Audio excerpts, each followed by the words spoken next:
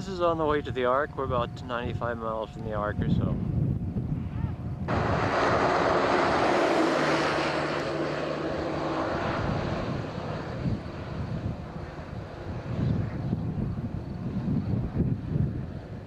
To get some refreshments and to stretch our legs a little bit.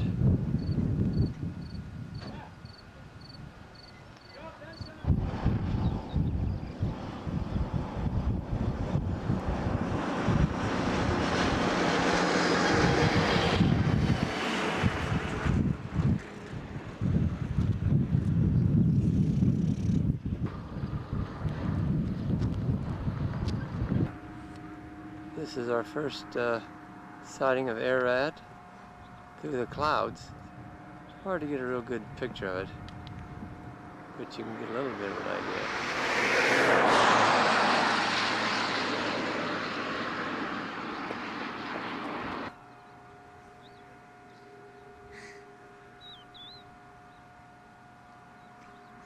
Dad, what time is the bathroom?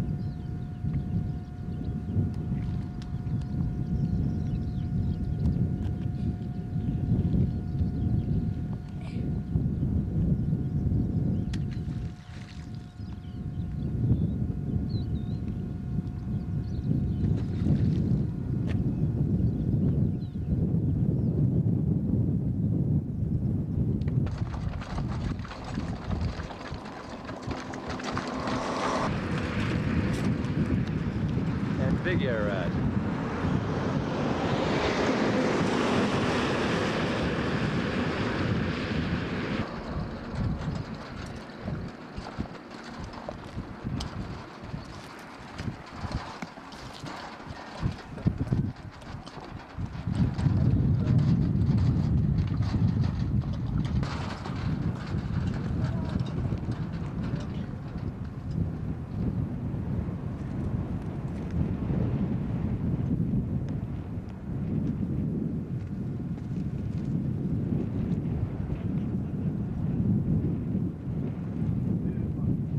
Stone, deep, Sakpasha. Old, very old. Yeah. Take a picture.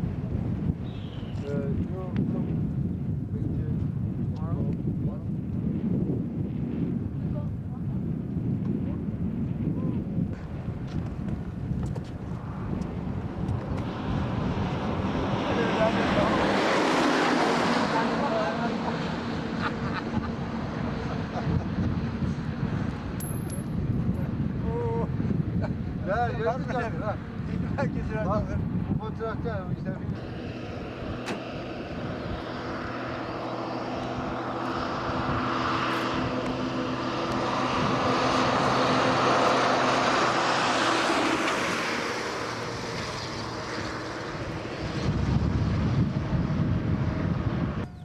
I want to get it. That's wonderful. Look at that.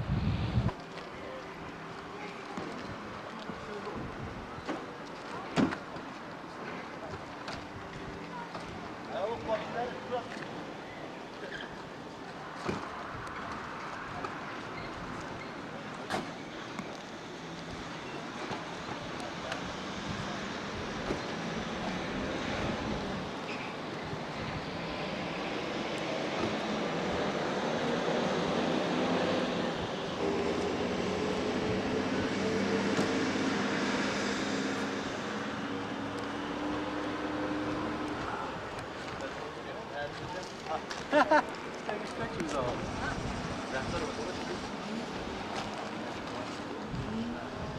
Oh, we got here.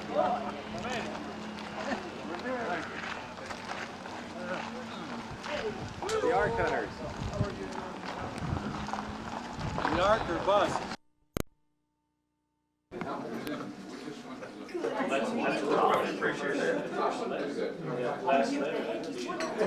Sure would, Ron?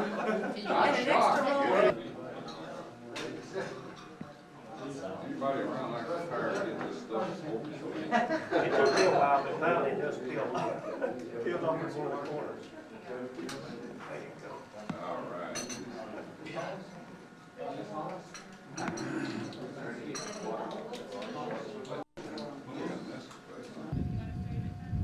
This is Mount Ararat, and I'm standing on the porch of the visitor center on the decking. As we sweep on around, we see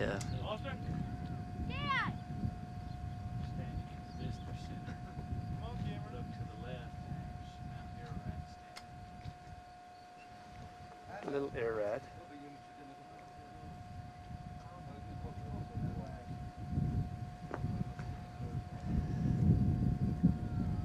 We're looking off over into Iran and Russia. Sweeping on around, looking pretty much east.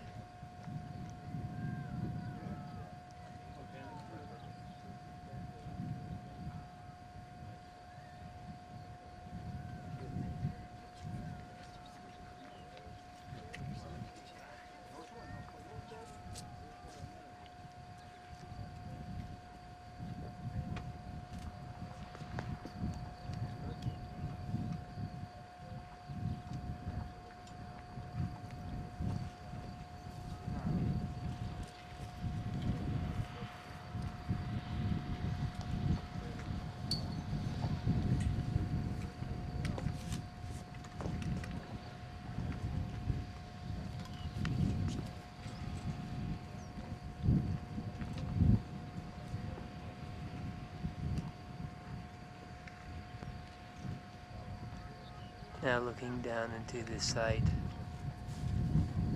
of the outline of the Ark.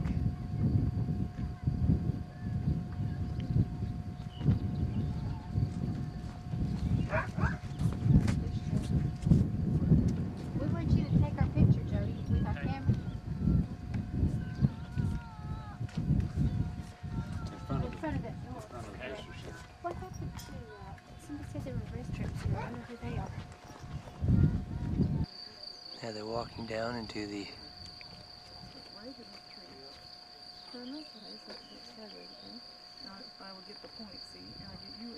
to the Ark.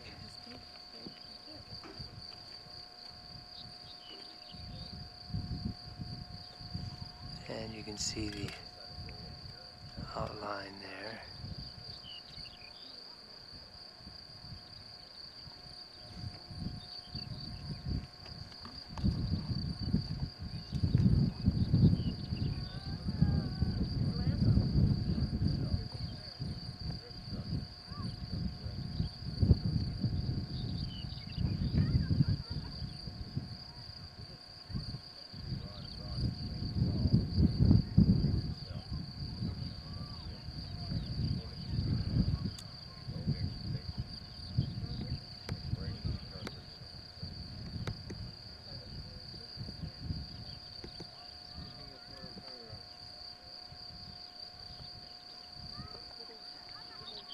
Sweeping down to the hills of the south. And a little village.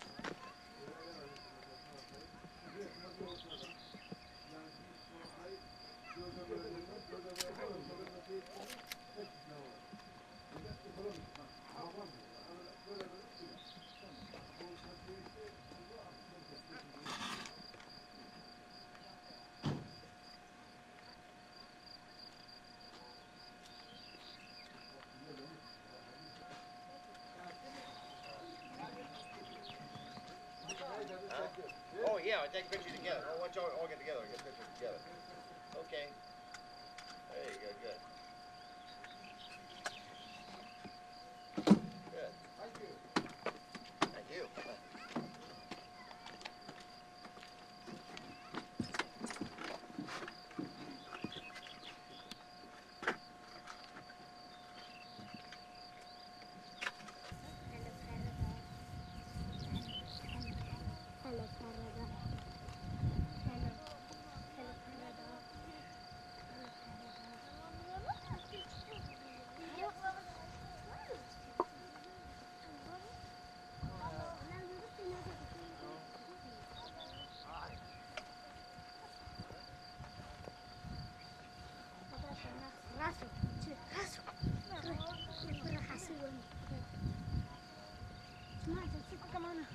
Hi.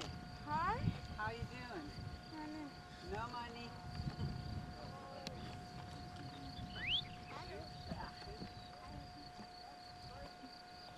Okay?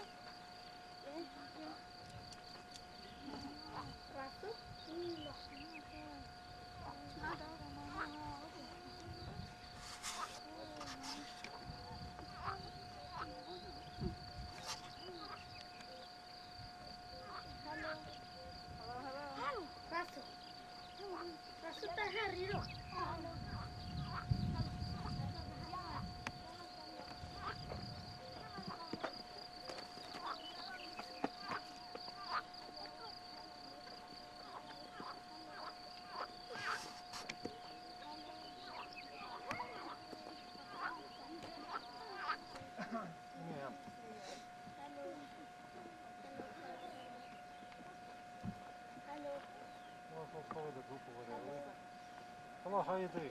Huh? Boy, how you talking? I don't have any see, I guess. From America. America. Oh, you want one too? Oh, here, one for you.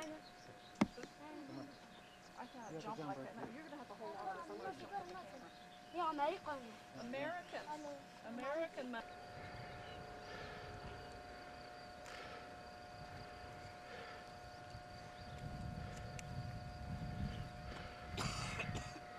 Welcome to what's left of Noah's Ark.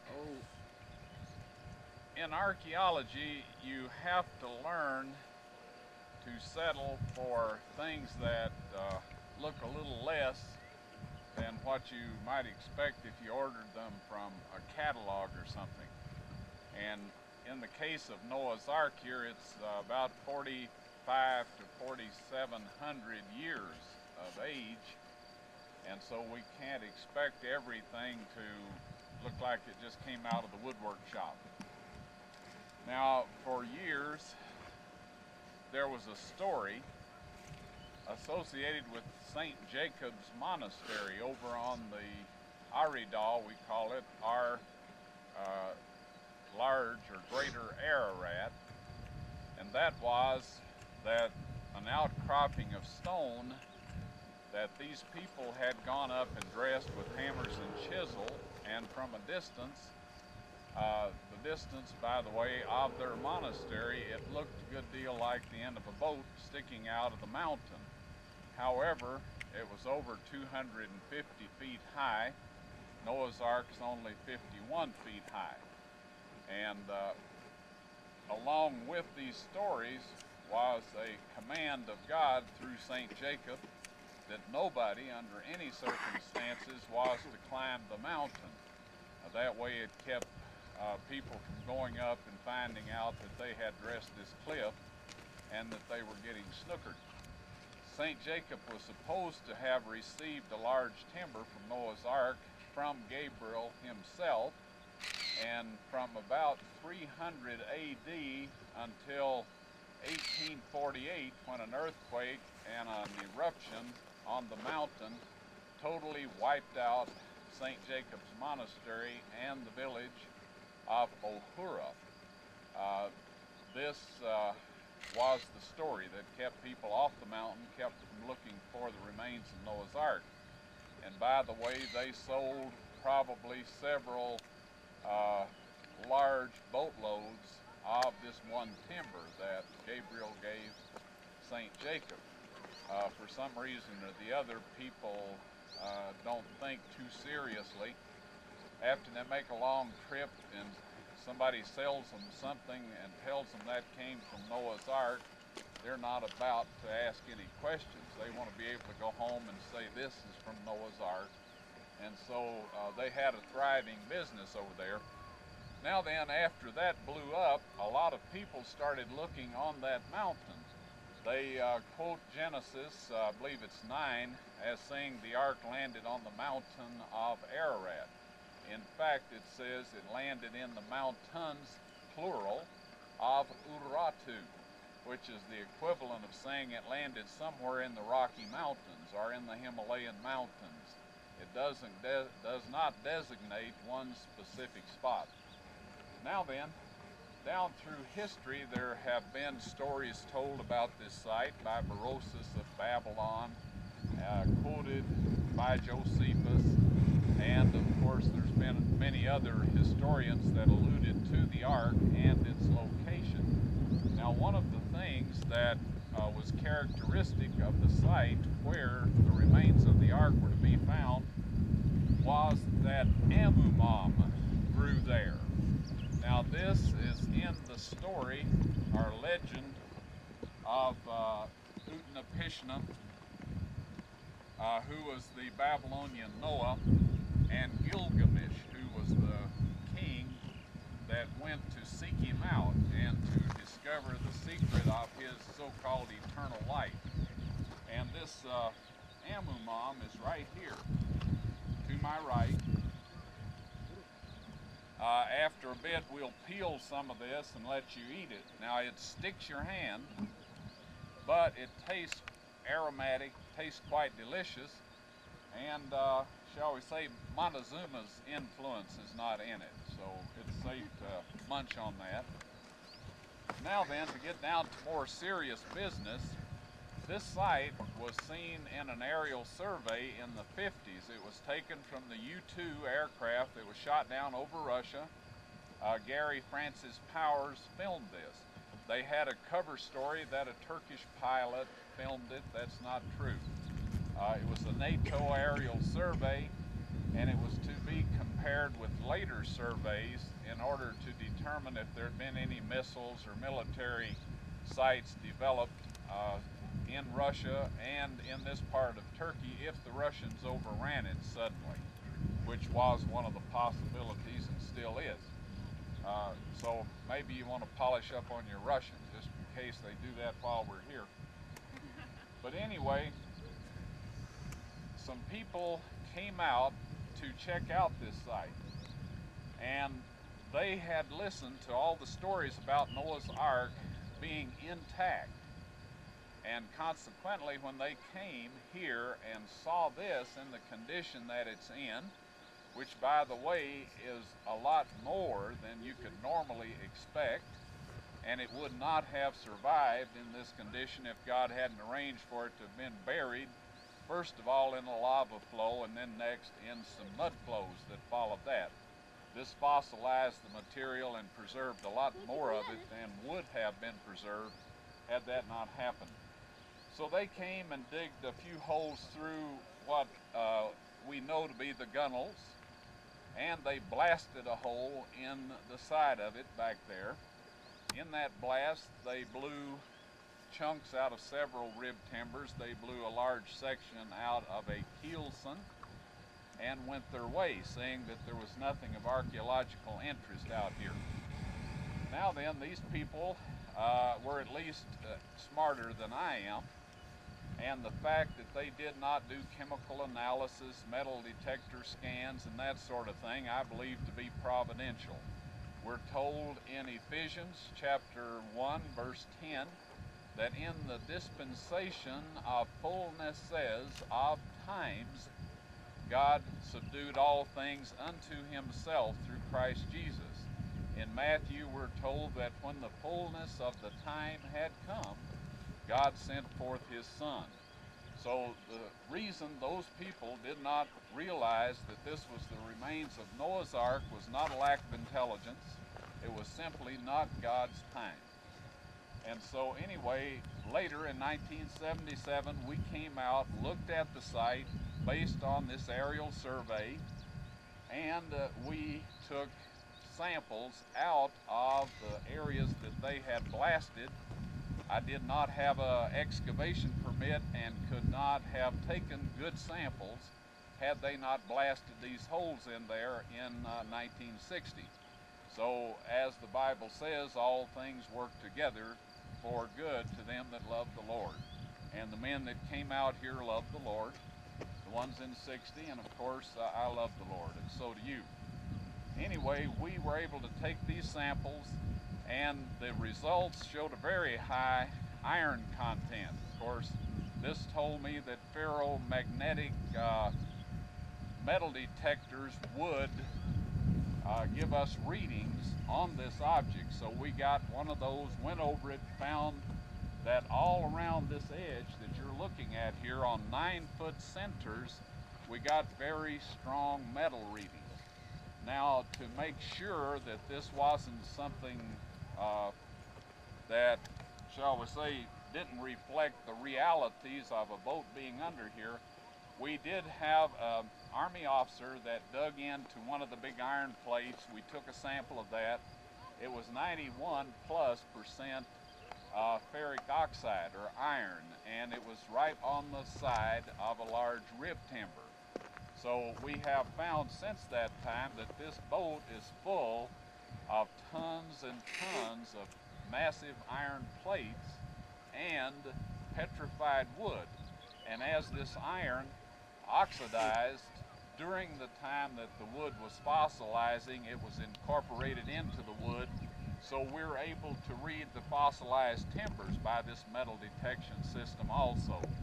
Then we took a radar, subsurface interface radar system that can penetrate in this type soil down to 70 feet.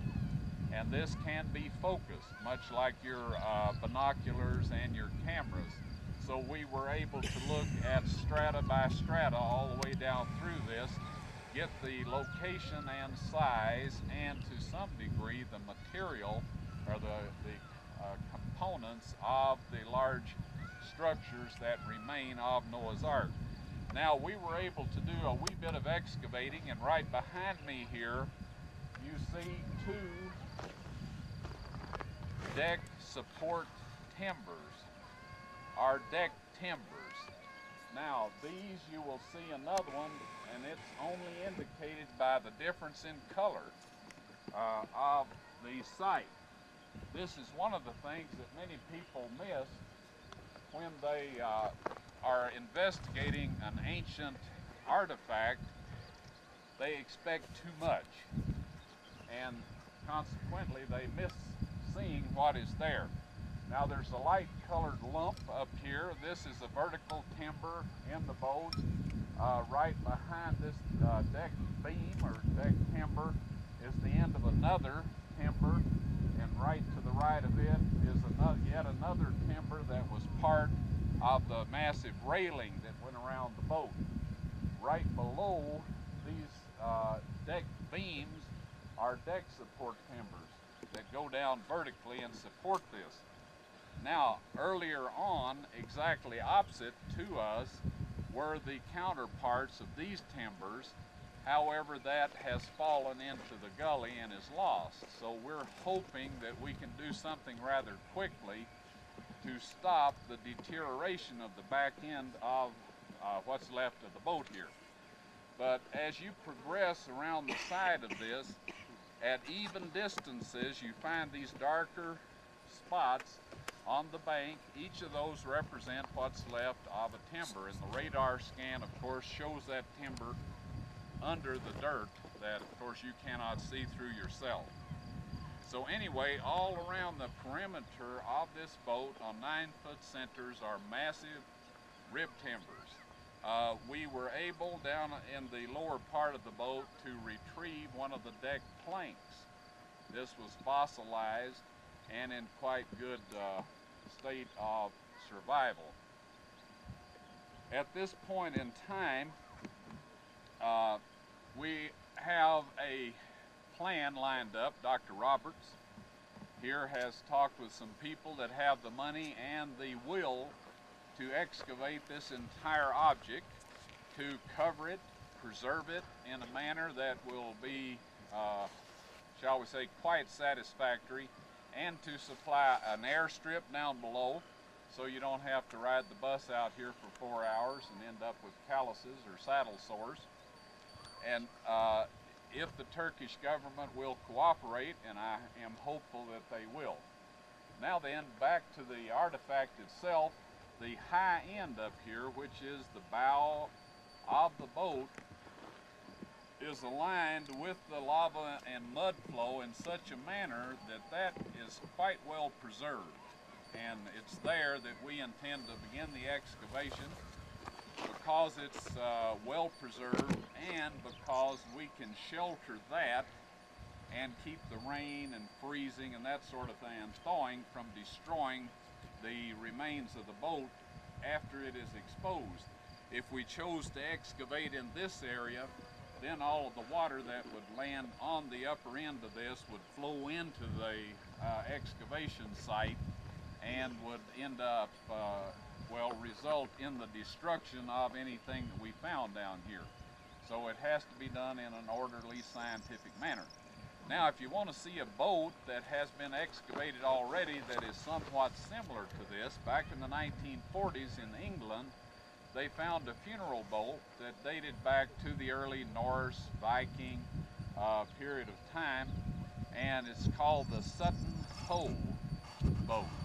There's books out on that, and we have one with us at the hotel if you want to take a look later. But that will give you some idea of how the excavation of this object has to proceed if you want to be able to tell what the boat looked like. Our radar scan shows that there are chambers in here that have not collapsed. There's others that are filled with mud and debris. We have found in these chambers animal hair. We have found a petrified antler. Now, I had one lady, bless her heart, ask me if I had found the skeletons of 2 lions, 2 horses, 2 elephants, and all of that here. And I was feeling sorry for her. I hoped she would realize what she was saying. And as you know, if we found those here, we wouldn't find them in the zoos. So you don't find anything of that nature, but antlers fall off, they are shed periodically and doesn't hurt the animal, they simply grow another one back. We have found fossilized animal droppings, which are referred to in scientific jargon as corpalites. So all of those things have been found here, plus pierced anchor stones of the appropriate size for a 515-foot boat.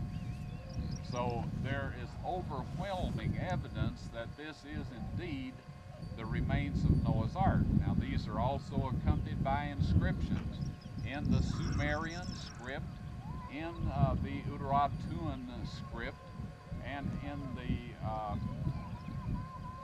Hurite hieroglyphics. So all of these things say that this is Noah's Ark, and having been a student of archaeology for some time, as you can tell by the hair color I wear, this is more than is required to identify an object. There is no reason for anybody at this point in time, if they are informed about what is out here, to conclude or to say that this is not the remains of Noah's Ark. Does anybody have a quick question? Where are the chambers? Can we get a picture of the chambers where you took the... Well, the chambers are under the ground. We core drilled into one from the side, just behind where these sheep are up here on the side of the boat. We'll take you down to that later, but you can't see it from here. Thank you. Did you say that you dug down into one of the chambers and found animal hair there? We core drilled into it. We rigged up a device for reaching in through this core drill hole and scraping material out.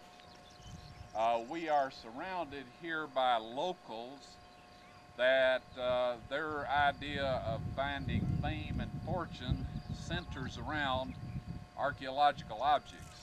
And so if they see you paying any attention at all to an object or to a place like a hole in the side of this boat, they'll make the hole bigger, go in there and tunnel around in anything of interest that might be there, like for example pollen in the animal droppings and some of the residue of the food stuff that was on board and several other things will be gone forever. So consequently you have to be very careful in what you do here and how you do it.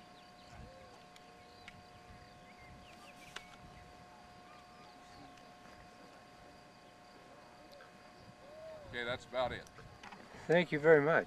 Okay, let's go back to the back edge over here and I'll show you some rib timbers and keelson that you can video. I assume. I haven't been over there this trip, but ordinarily you can.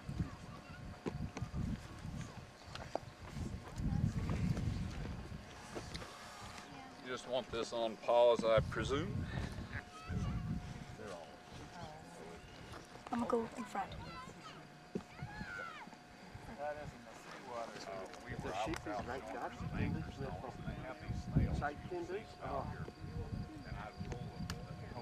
I think what he said that they go down like this. So they would be the ribs, I guess. That's what he said. Why?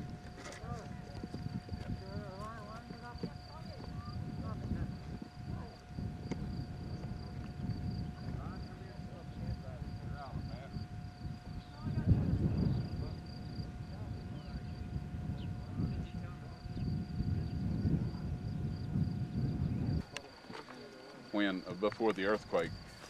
And you can see by the dark coloration there where some timbers are located along that also. When was the earthquake? This earthquake was in 1978 in the December 28th, as a matter of fact. It's one of the best Christmas presents I ever got in my life. Did an excellent job of excavating this. How much dropped away actually? 10, 20 feet? Was it fairly flush with the back? It dropped away approximately 28 feet from the rim, all around the sides, except for this right front quarter. And that, I guess, is referred to as the starboard side in nautical jargon. Now, if you'll focus over on the side here and see where these lumps like material are sticking out, and also where a little different formation, a little elliptical formation is in the sides of the boat, those are timbers. And that's the decomposed ends. This is what happens when the water soaks in. In the winter it freezes and the crystals expand and fracture the material, and then later in the spring it'll rain and just wash it off. So if we don't do something to cover and preserve this, there's not going to be a whole lot. That's right. There won't be a whole lot left. Yeah. Because it turns to dust rather rapidly, doesn't it? That's right, it does. Now then, if you'll catch this view right here, as a matter of fact, if you can get a little on the outside there. Okay. All of where the guy's walking by with the colorful jacket, that's a deck timber. Back to the left of it's another one. See, this is where the top fell in, and that's a jumble there of deck timbers. But we have it on radar so we can sort them out. Yeah, where Dr. Roberts is, right by him, is the deck timber. And where these guys are, those are timbers. Here's timbers. Here's another timber. There's timber. All along. Yeah.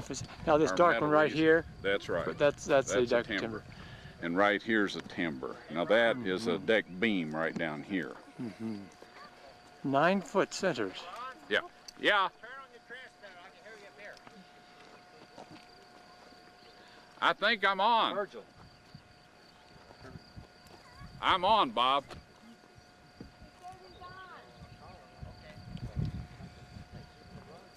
Out of the valley that's supporting the left side of this area right in front of us here where the gentleman with the red shirt is located is sinking, and it will ultimately fall out and leave a big hole here. Now the fact that these things, these gunnels are standing, show that they have what's called structural strength. Otherwise they would have long since just crumbled away and been carried down the mountain with everything else that is flowing steadily down towards the bottom of the hill. Now in the crack right up in the middle, where the gentleman is with the tripod looking this way, the crack that runs across in front of him, we found fossilized timbers with spikes through them, iron spikes. Oh, which side? In that crack right there? In that crack, yeah, right in front of where the children are talking with the gentleman in the straw hat. How long were they, Ron? Well, Get an idea? we have found spikes in our radar scans and that sort of thing. They were of an appropriate length to hold together whatever they were, the joints that they were reinforcing with these. And they were much like what we would call a rivet. They had large flat heads, they were long shafts that were split partway up at the end, and then they would take a large plate and put it with a hole in it, shove it up over the end of that, and then spread those tips out much like we would a rivet. To give a purchase on either side of That's right, yes. structure. And there's thousands of those in here. So upon excavation, all of that stuff will be more visible than it is at this point in time. Metal spikes be something like iron spikes through rail, that type of thing, or any suggestion of there any alloy? Well, the alloys appeared in the ballast. There are tons and tons of chunks, there's a term that escapes them, ingots of flux, this sort of thing, the tailings of aluminum alloy production. And that's what's used for ballast in the boat. And that's where your titanium, aluminum, manganese, and some of the more exotic metals are found. Now it's possible that Noah was instructed to put those in there so they would have a ready metal supply post-flood. I don't know that to be a fact, but it would provide them with quite a good supply of these metals after the flood was over. Also, these were quite heavy, and they were rather compact, fairly easily handled. And they put them in,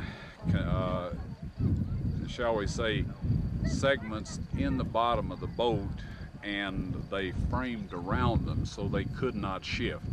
One of the problems that sailing vessels had is that their ballast would shift in a storm, which means it would shift up on the side of the boat when it was tilted dangerously into the water and result in the boat capsizing.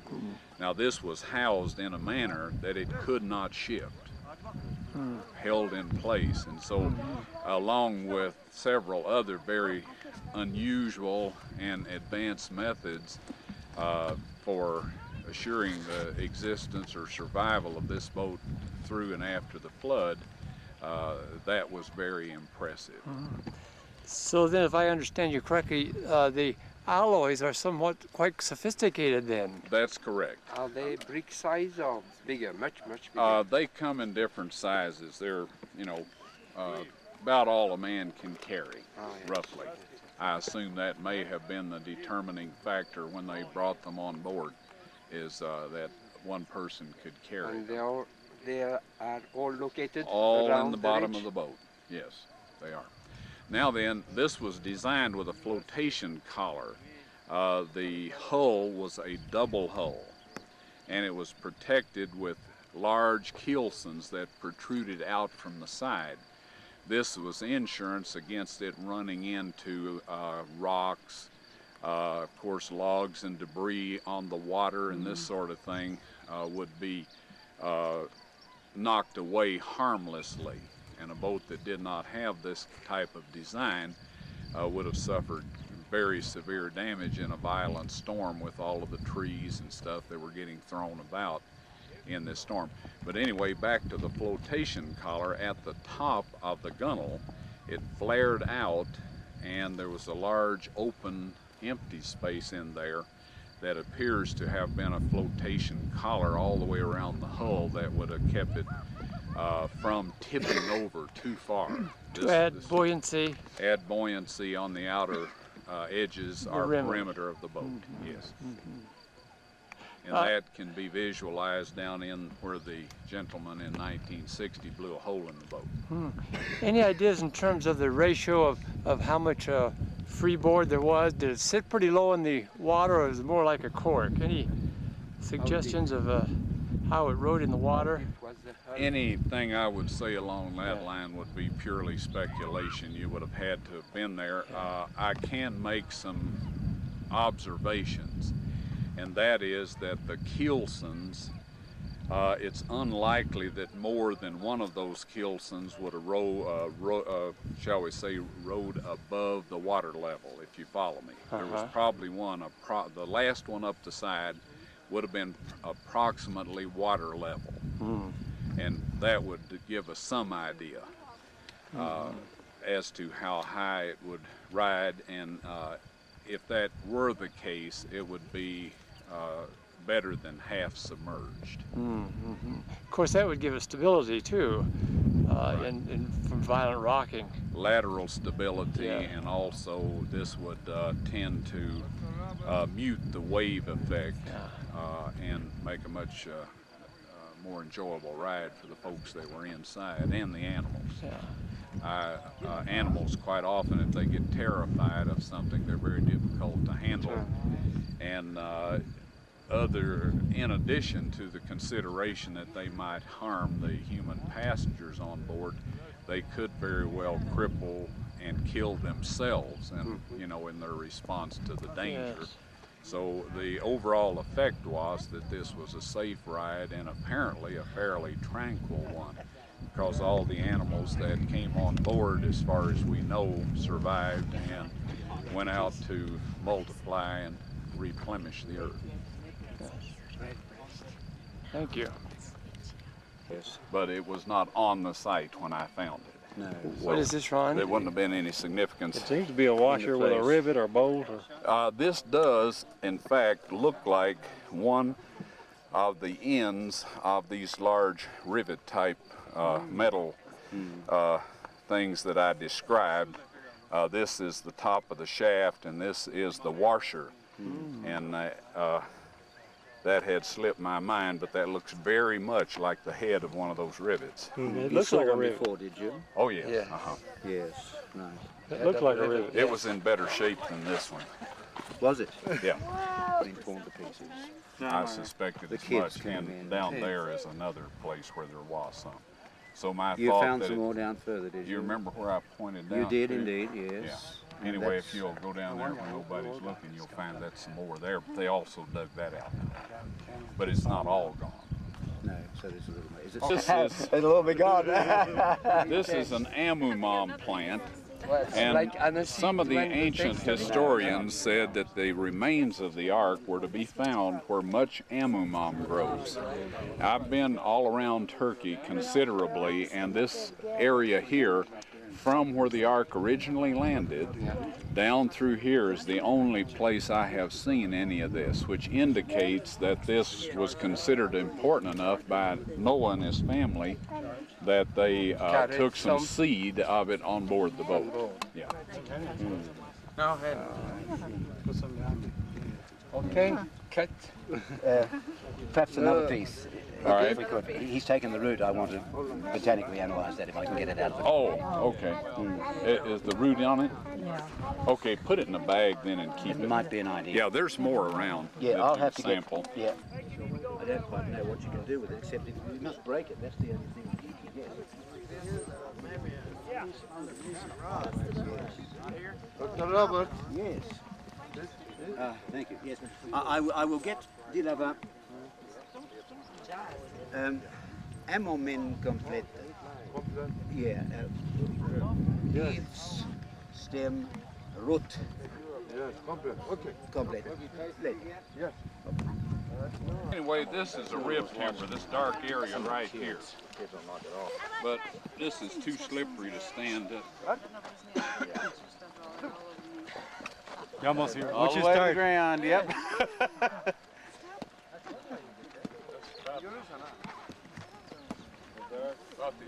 We don't have a stick that's long enough. Right up there is a different color and texture than the rest. That is the top of a rib timber. Right to the left of it is another rib timber, and another and another. Now, Hold a second, Ron. one of the large keelsons comes right down through that little gap up there and right down along the side here. And then there's another one that comes down and around, and this is one of the portions out of here that sticks out. This is quite metallic right in here. We tried to drive a spike into that and it wouldn't drive. So that's heavily metallicized there. And then there's yet another one that comes down right along here that goes down under this. So we have three keelsons right along this side here that will be quickly and easy excavated when we get ready to start. Yes. So anyway, once we get started with this excavation, we should have spectacular results in a matter of a week. So all we need to do is get started, and I think that'll be the, shall we say, the trigger that starts the total excavation and preservation of Noah's Ark here. Side with me and I'll show you what it is, and you can walk by there and just take a quick look. There's something that looks very much like a stone up on the top of the wall in a recessed area. If you look carefully, you'll notice it has rope marks in it. This is where they tied off the end of the rope that was fastened to the boat and attached to one of the large anchor stones. If you just tie a rope around the timber, it will chafe the timber and the rope will end up breaking. And this was very, very rough seas we're talking about. So they divided the rope up into a web type affair, put this large stone on the back side of one of the railings, and took the web of the rope around there and cut grooves in the stone so this webbing would fit in. It would be countersunk in there. That way it wouldn't slip and chafe.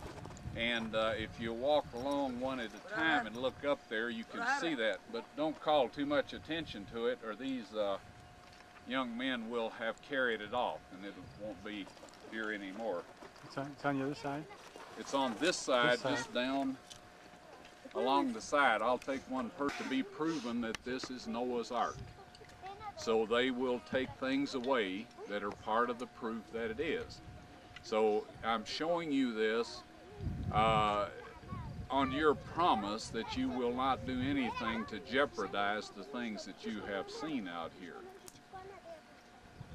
Okay, thank you. Toward the is a rock that Ron was telling us about that has some markings for the rope, to keep the rope from chafing and slipping, to create purchase to the anchor and the attachment. I think the line that goes across on the north side of the bow there. Midship, I should say. I think that We're worn in there.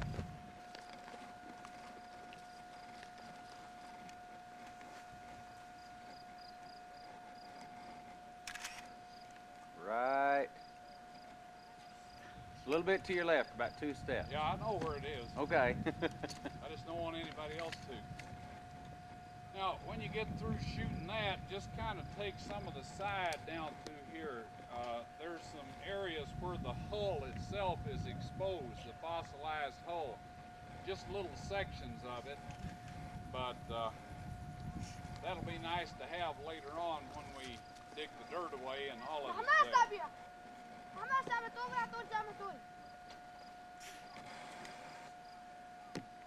What we have is some aspiring movie stars. These are something that people that work on sailboats and stuff a few years back are familiar with. I'm sure Bob knows what we're talking about. It's something you use to keep the rope from chafing and breaking on you. If you got a telephoto lens or zoom or something like that, just zoom in on it.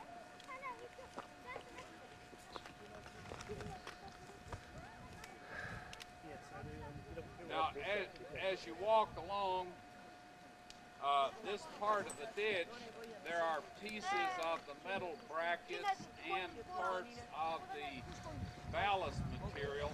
It looks metallic and it feels quite heavy. So those are going to be lost anyway. If you find you a little piece to take home with you, no problem.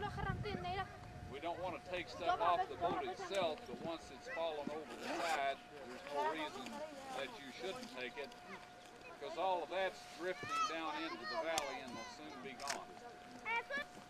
And maybe even right under me. I can't lean out far enough to see it.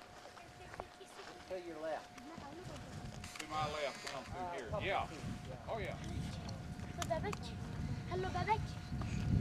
Now these little guys are coming down there to see what it is that's so interesting. So I guess if you've got some footage, we'll just move along. Make something else interesting. I think that's probably about all you want to see up here. You've seen the timbers where they're sticking out and that sort of thing. So Ron, where did you say we could pick up stuff down here?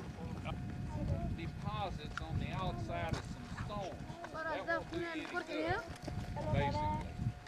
If it's heavy, then you know you've got some metal to have analyzed. Okay. I know. The course, where you took the course sampling excavations on the other side? Well, we did it in several areas along here. Oh, yes, that's right. It's around on the other side. Area where they blasted a big hole out of it. If you do get up in Took the a hole, core sample. notice some dark colored parallel things in there. Those are fossilized timber. That's where we were able to figure out. Yep. I have photographs of it at home, so you won't have to come up there if you don't want to. Just kind of duck down and look in there, and you'll see some dark parallelism. Those are the timbers. Where did the hole? Bishop, and those people blasted that out with black powder. Yeah, you got it. The experts. How do you get back? We'll go ahead and take you. It may be, if you'll carry it up, I'll tell you. Did you see anything, Jody? Just rocks and then some different color There's ridges. quite different color stuff in there. Thick things that Right. go, you know, there's lines. That's fossilized timber and gunnels. Sean, going out when you get through there, we'll take pictures there. See, all of it We'll take The pictures. area that was blasted. And we see some fossilized timbers in here. looks like they're about to do their thing, doing a little slipping. I think I better walk If you get a couple of shots, I want to come down about where you are. Can't say you didn't warn us.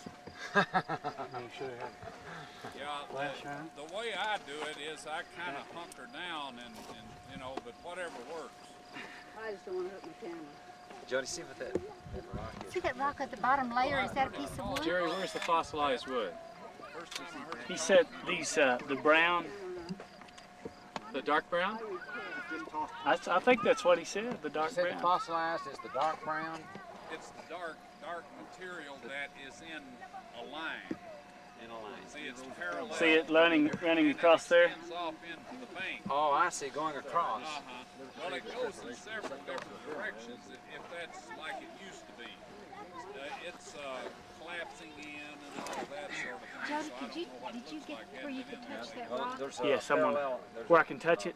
Well, what did you think about Horizontal. it? Is it just a rock? It looks like a rock, to tell you the truth. Part of the gunnel, if it's thick, it's part of the timbers. Did Vandeman have it, Is pointing to the fossilized timber that is actually part of the hull of the Ark. It was blasted out.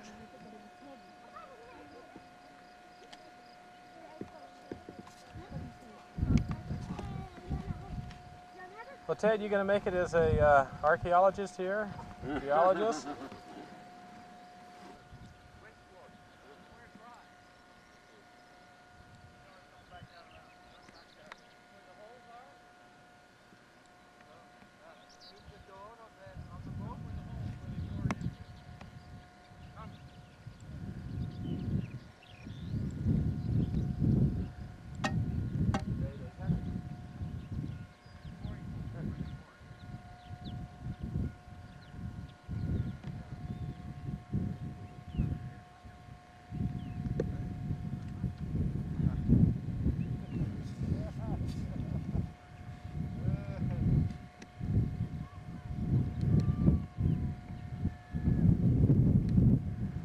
There's Mount Ararat, the cloud formation coming in.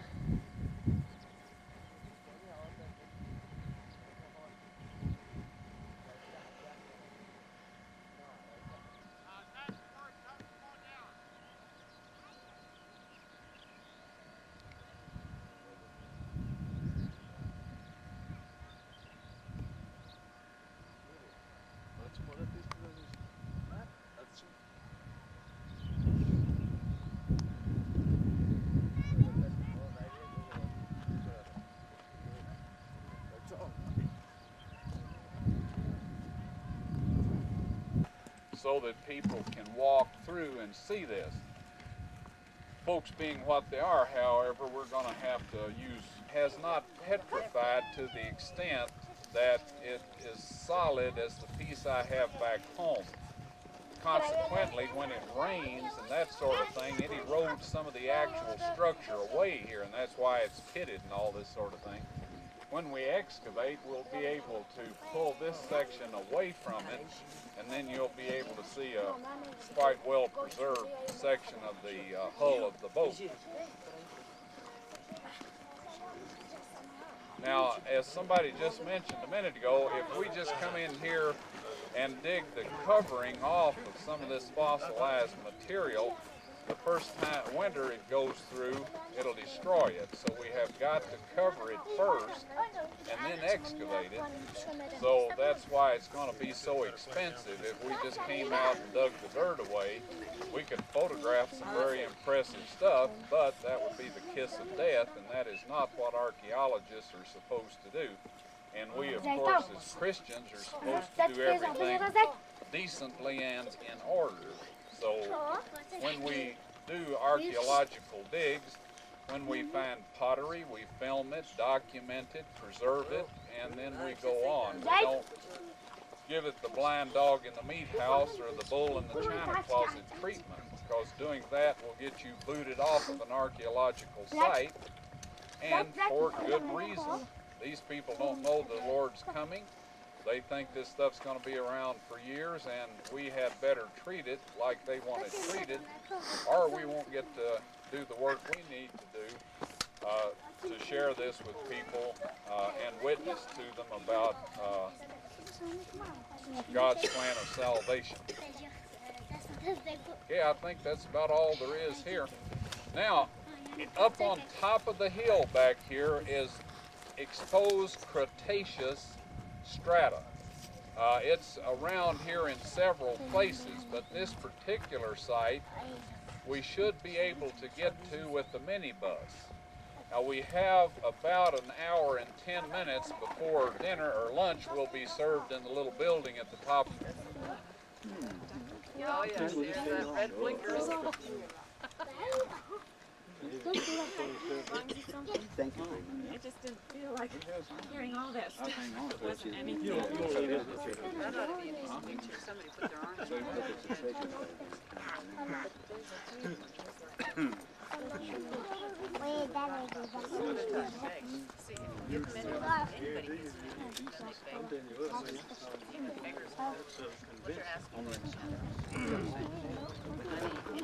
This is a part of the fossilized Ark of Noah.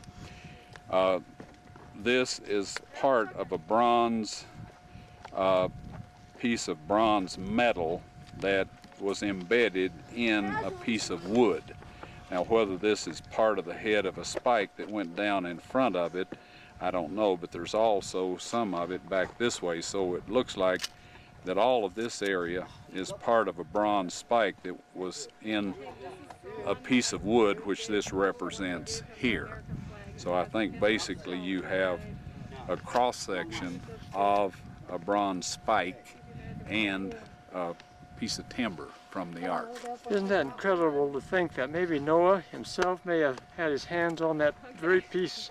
It's quite likely. Of wood. At least one of his One of his sons or one of his workmen. Yeah, did.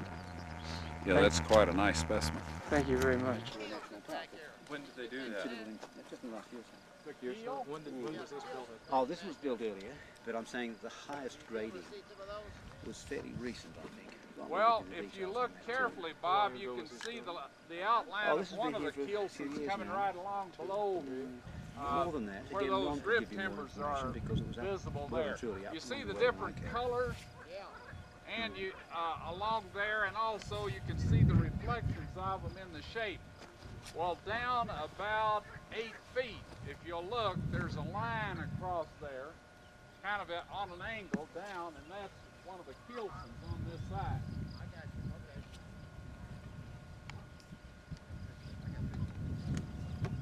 This looks like the path of least resistance.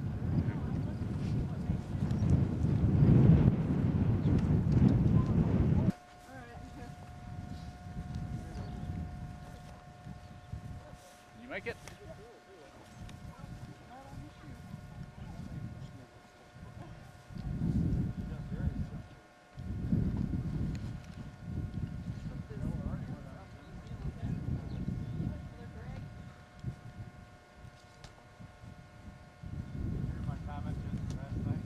This is the visitor center that is being constructed.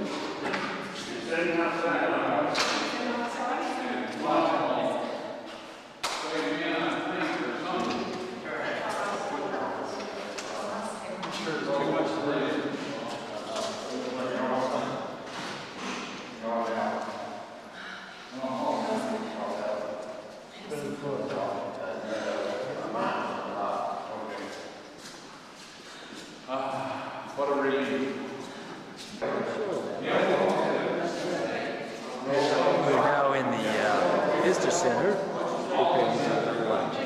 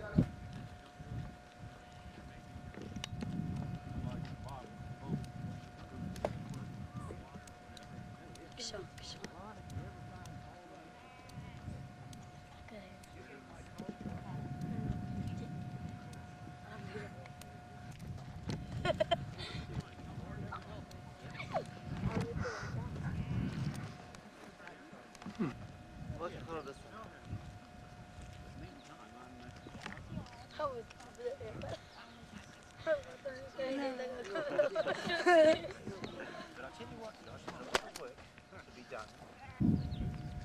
Oh, yeah.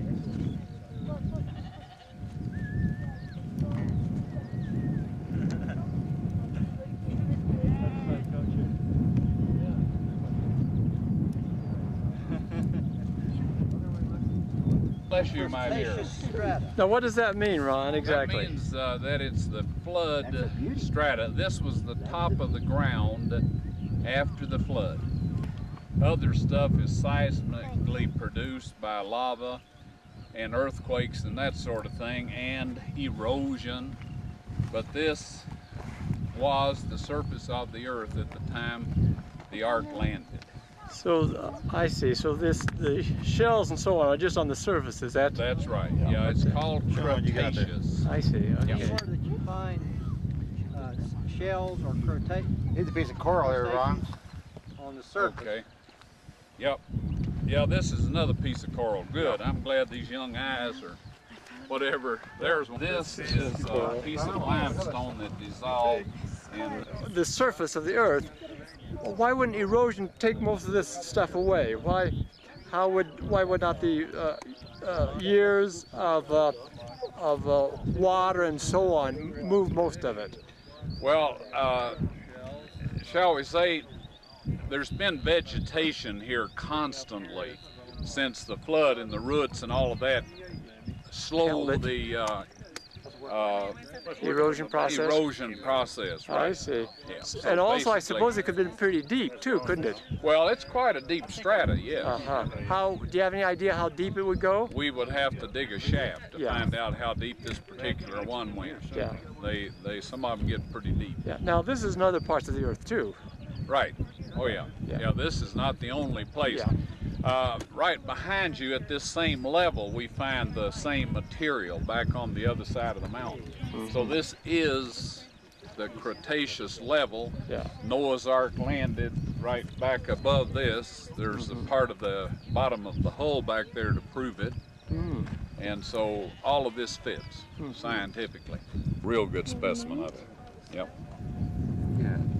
Got something. Yep, sure enough. Finally found some.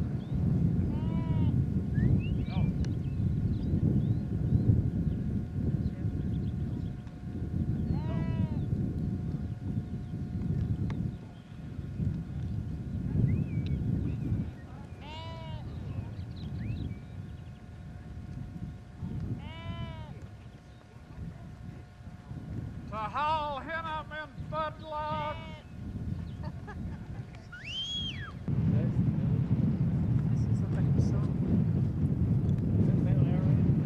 This is the anchor stone.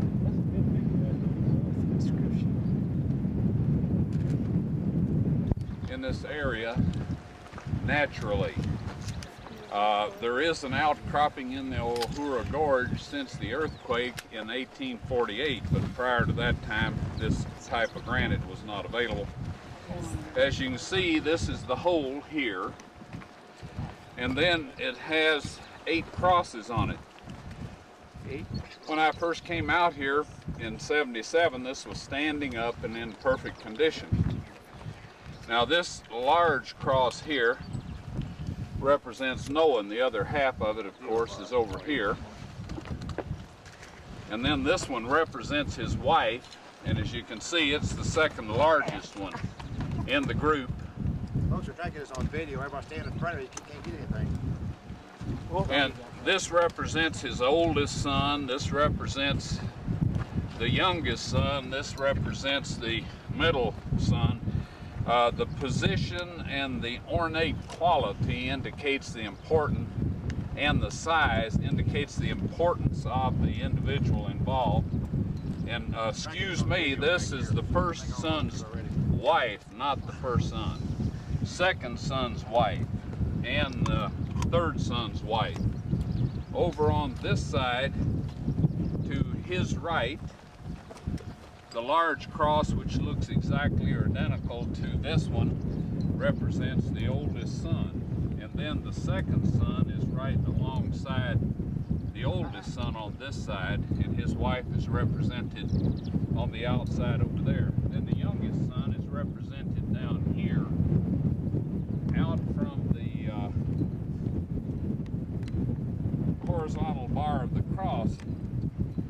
Now this could represent two possible things depending on the time. One is that he's the son of my right hand. The other one would be that he was maybe in disgrace. And I think in the situation of Noah, it may be that that represented Ham, who, you know, had not proven to be as respectful of his father as the others had.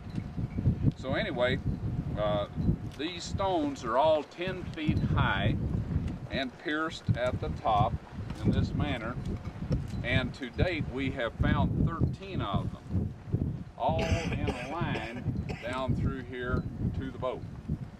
There's 3 right up by the boat, and since those villagers break up and carry off everything that you pay any attention to, you didn't get to see those today. Oh. And you won't until such a time as we excavate and bring them into the housing for the Ark. Because to go out there and look at them would be, they'd end up like this. And that would be a tragedy. It's possible that we can take metal rods and drill this and reassemble it at some point in time. But what would be even nicer is to try to ensure that some of them survive without getting mutilated in the first place. Well, what about the crosses, Ron? Why was the cross used as a symbol back then? These are Byzantine crosses. These do not date back to the flood. These are about 3rd, 4th century AD. So these were Christians who were telling the story of the flood. That's exactly right. And they knew that this was an anchor stone related to it. Exactly. Yeah, that's right. Now there's a lot of artifacts over in this village graveyard, including one of these stones that is in fairly good repair that we'll go see in a little bit. But next we want to stop by and show you the altar stone and the corrals and all of this sort of thing where Noah apparently settled in and finally died. So we'll go over to that as soon as you're through here. Are there any crosses on the other anchor stones? Yes. By the Ark? Well, the ones that were buried and just recently came to light, there's no crosses on those. But the one that was setting up, it has an inscription and petroglyphs showing a boat, 8 people walking away from the boat, and a rainbow over top of the whole thing. Wow, are we going to get to see that one? No, that's the one up by the boat. I'll send you a little piece of video that it's on when you get home. That's the best I can do. Love to see it. Yeah. That'd be great. Because I'd hate for that to get mutilated, and as sure as you don't want go up there, you don't want to go close to it. You can't. How much does it weigh, I would. Tons. Huh? 12 tons. You think? Yes. I figured Granite, yeah. Yeah. They're quite heavy. Let's put it that way.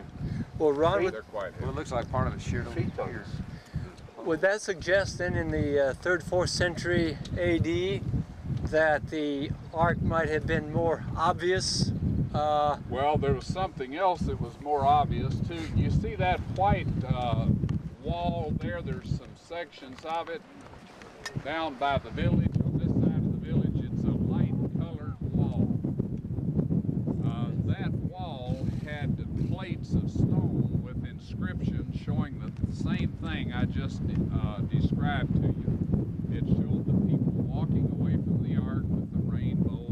It shows the importance by the size. Well, all of that, because I came out here in 77 and showed interest in it, they cleared all of those plates off and have sold them. They're all gone at this point in time. Now, I hope that perhaps there's some under the ground that were covered like the small pyramid out at Giza. You know, it was covered partially by sand, and the part that was covered by sand still has the outer shell on it. And so I'm hoping that there is some of that still left on that wall underground.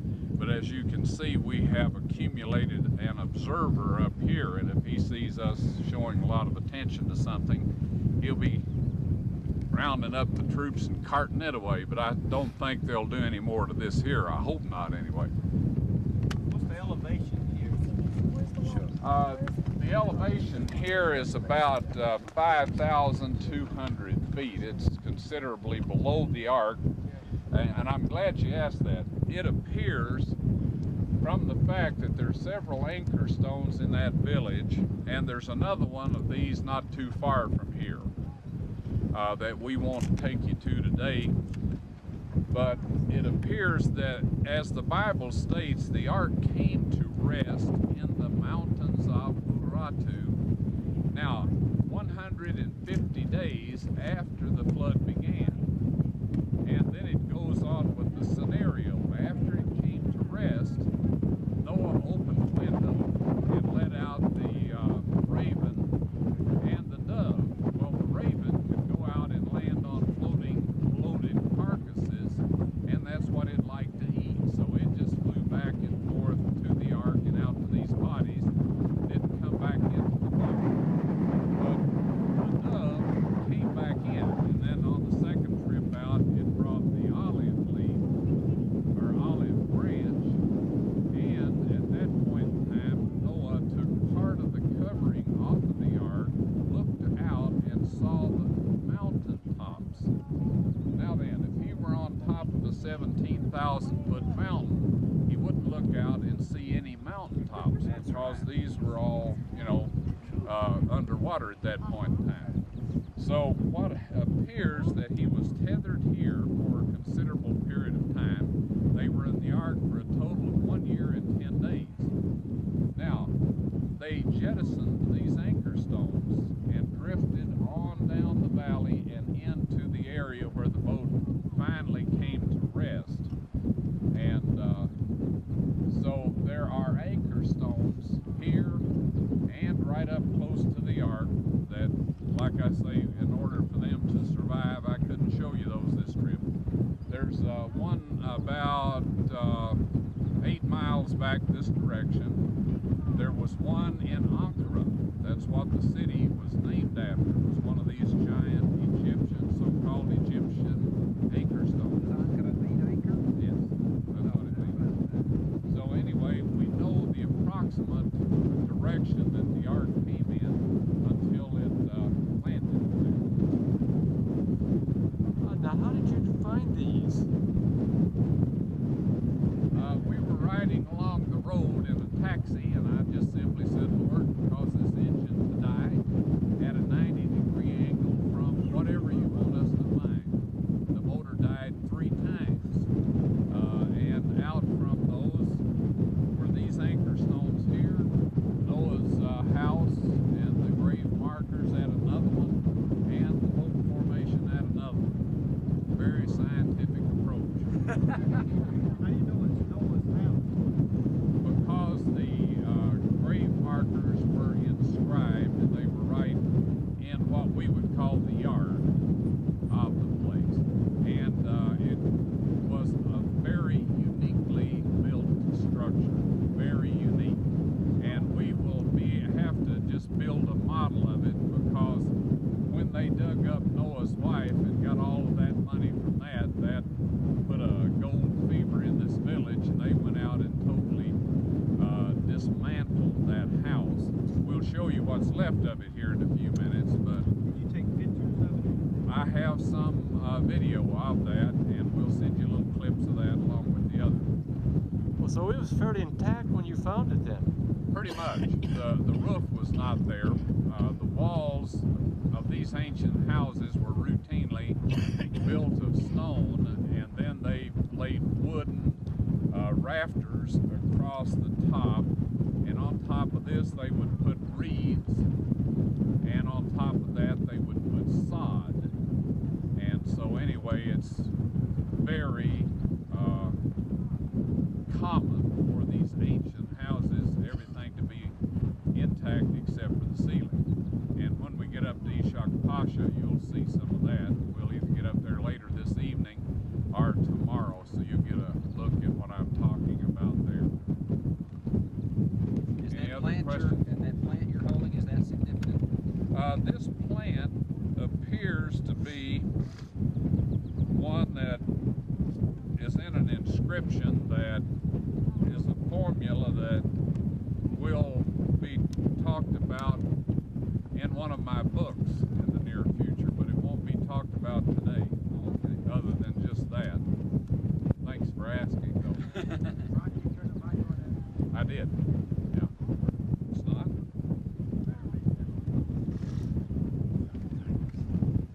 Did you excavate, or was it like standing up? It was sitting right up. Somebody dug it up, huh? Oh, it was standing straight up when you found it? Oh, no, I didn't excavate there either. It was there. Yeah. How deep is down in the ground? Well, about 3 feet. Yeah. About 3 feet sunk into the ground. This is the bottom of it here. That was taken out? We'll take it. No, that was down, and the rest of it's sticking out. All the clay pottery. What's all the clay pottery? It appears, and there used to be a lot more of that here, that somebody venerated this spot. I don't know if you're familiar with the fact, but the Japanese bring food and things like that to their dead ancestors.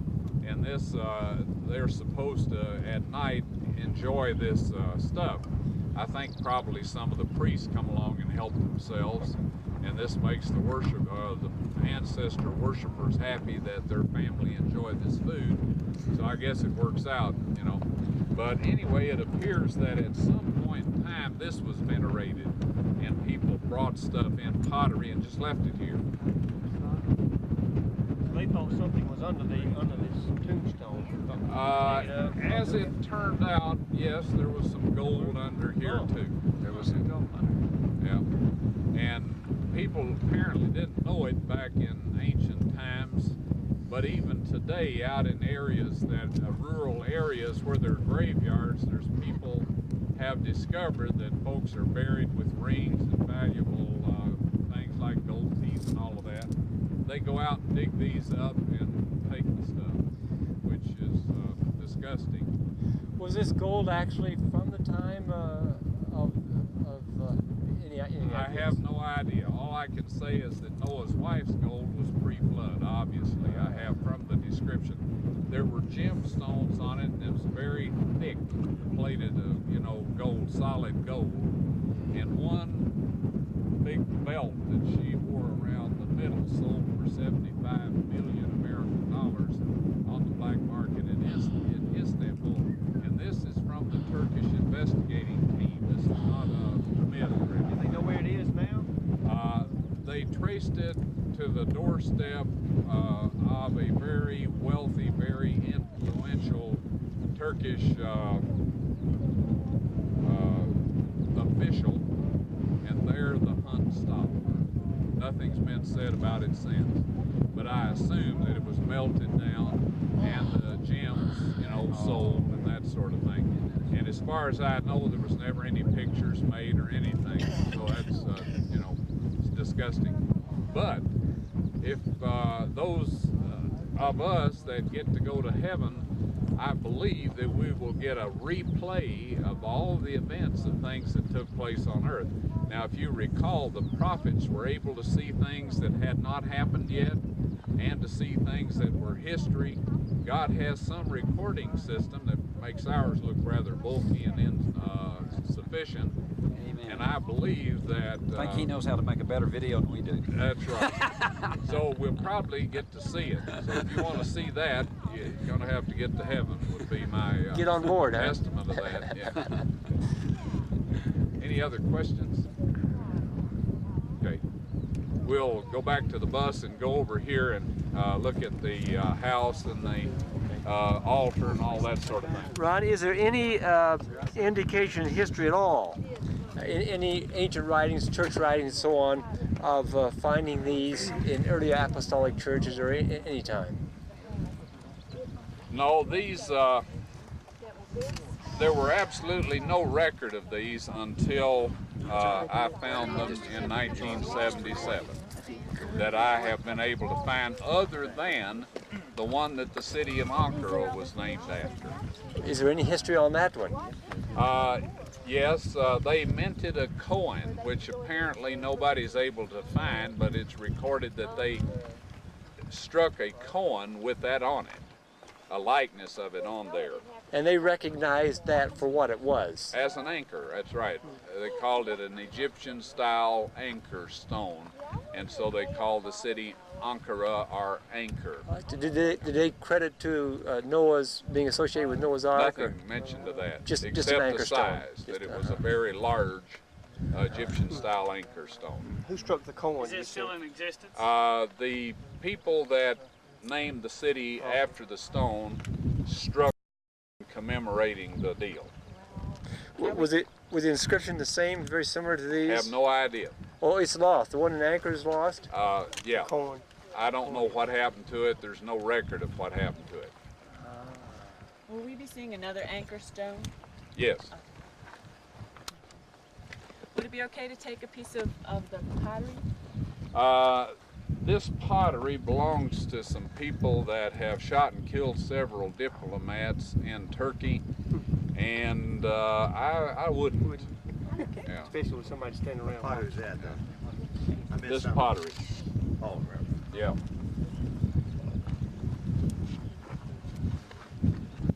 You have eyes watching you on the side there. Oh yeah. Be a fairly recent vintage.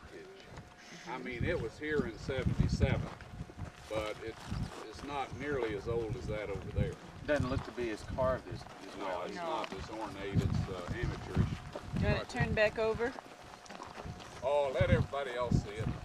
Delavar! So Ron, basically this is the valley that it came. No, this way. Right down through here. Okay. From right. Oh, right the other one. This is the valley right across there. Right through here, uh-huh. Uh-huh. See, right down there. Uh-huh. Way, way, way out. There Uh-huh. was the first anchor stone Ah. that Ron, well, he didn't find it first, but it's be the first one on the trip. Uh-huh. Then on another peak, way, way, way down there, Uh-huh. which we won't go to because it's so far, is another one. And then this one, and then it goes right down to the village where see. there's a bunch of them in the village, and then they're just dotted all the way in a direct line to the Ark. I see. And it's about 19 miles in a direct line. So it drifted quite a ways. Of course, it had a long time to drift, I guess. Yeah. So it went on. Oh yeah. So off we go.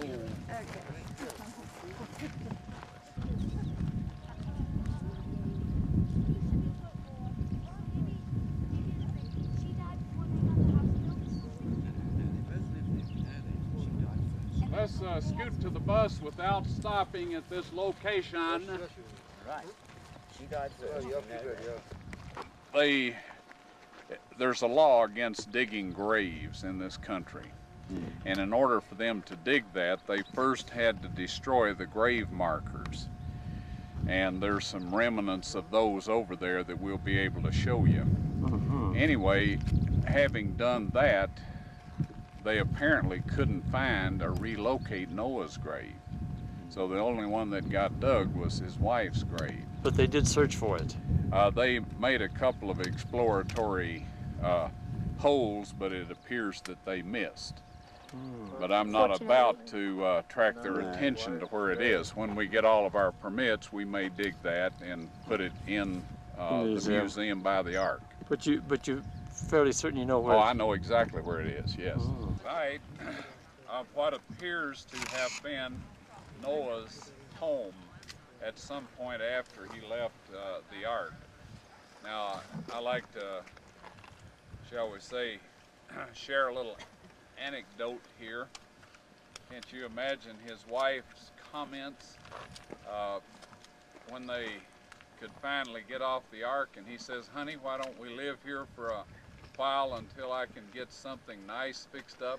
You know, she probably said, "You sleep on the floor until you get me out of this place," or something to that effect.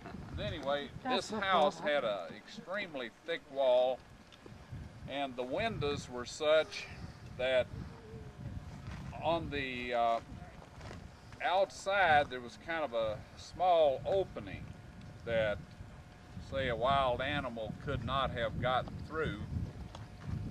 But on the inside there was a very large opening, and the window casing was at quite an angle. That way the little bit of light that entered the hole would be spread throughout the room. Do you get the picture on that? So that's Yeah, something like that I before. had never seen before until I saw this. And that made me wonder if perhaps that design was built into the ark in some manner in lighting the ark up, if they didn't use some technique like that. A small hole so not much water could get in, but then have it angled on the inside so that the light was spread over a large area. Now then, right off in this area were 2 grave markers, and we have those on film at home. I took them in 1977. Now, we made a little booklet and made sketches of all these things, and one of the people, a real good Christian, and if you didn't believe it, just ask him. Have you met those kind of folks? When I meet them anymore, they don't get anything. But at that time I was rather naive, so I gave him one of these books. Well, I was going to bring the group out here in 1984 and show them this. We got down to another village where there was some old millstones, and I showed them that first. While I was showing them that, I saw this guy off with my sketch of the grave markers, showing them to one of the villagers to see if he knew where they were located. At that point in time, I decided that we didn't have time to get out here to see this place. But he persisted, and finally he found somebody that knew where this was, paid them $400 to dig up Mrs. Noah's grave.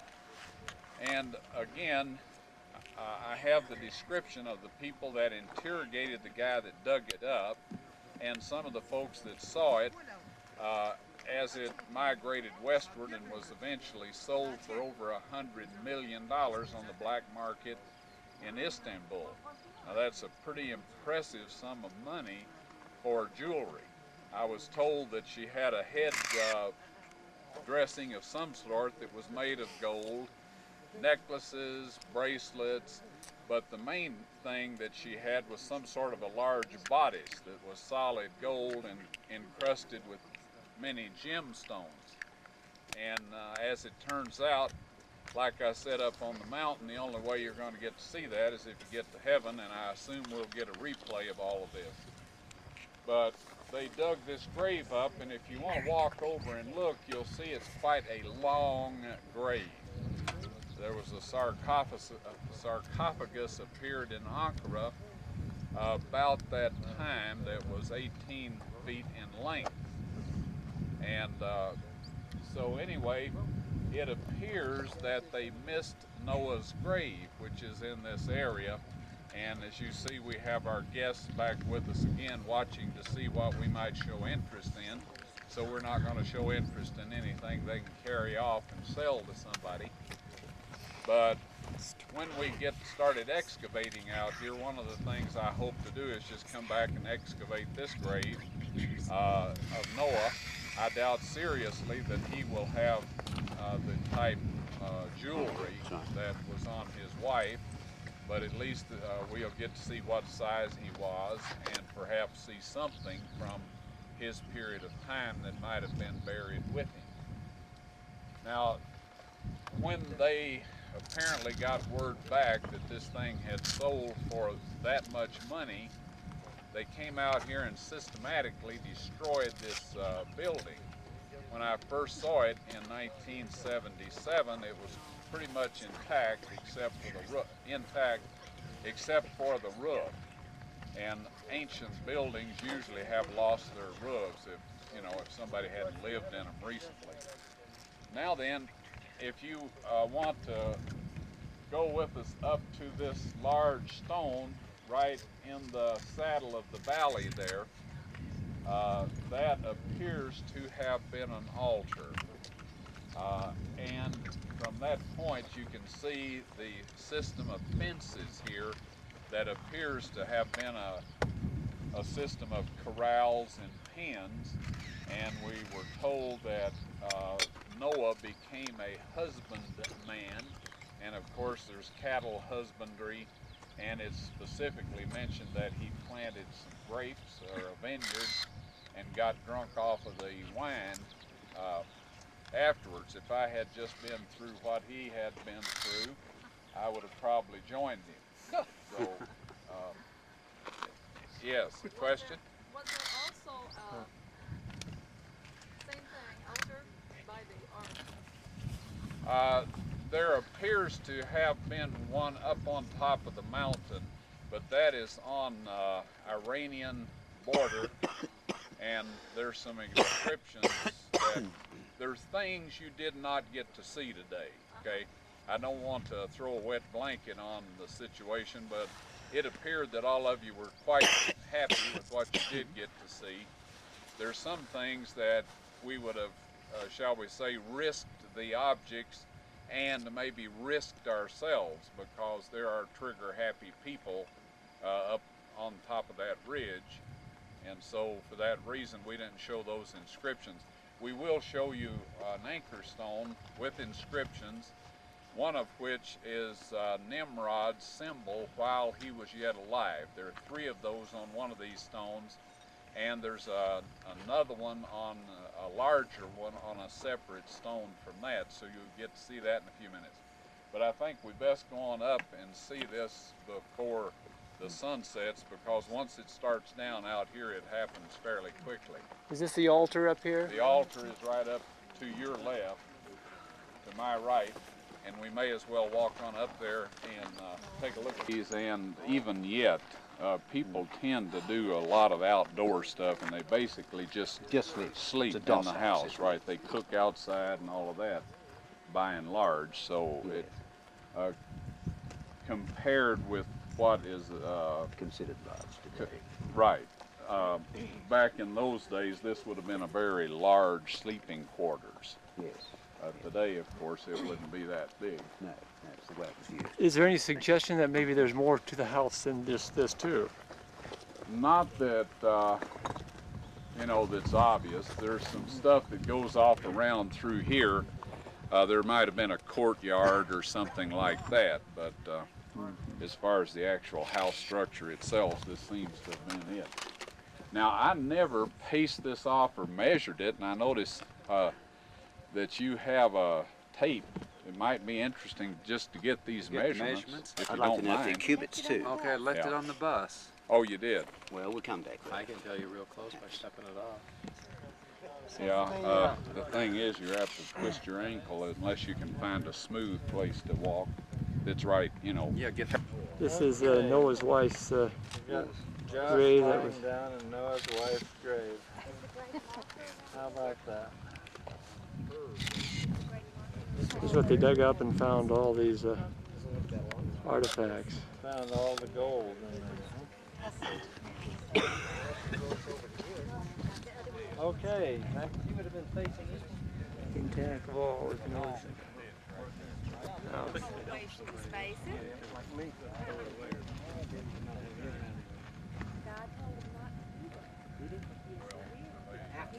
I've seen the video.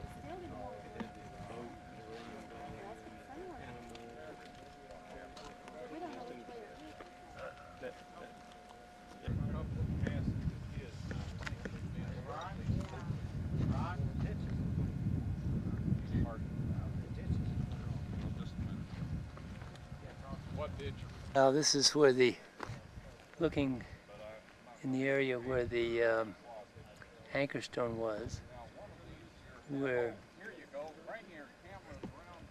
it's suspected that the valley.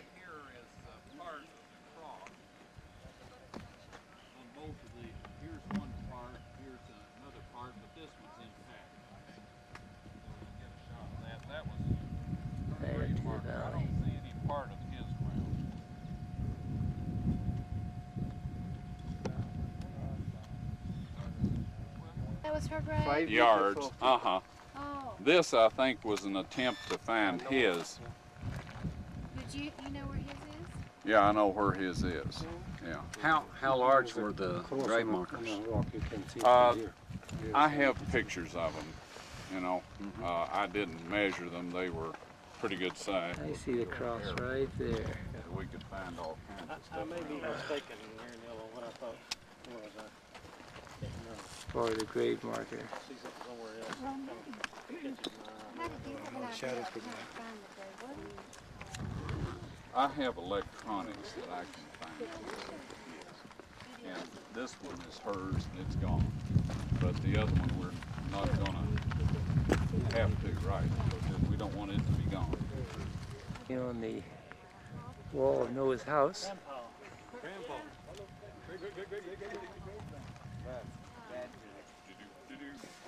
In there, which would hold upwards of 1,000, well, I guess 8,000 or 10,000 people could sit in there.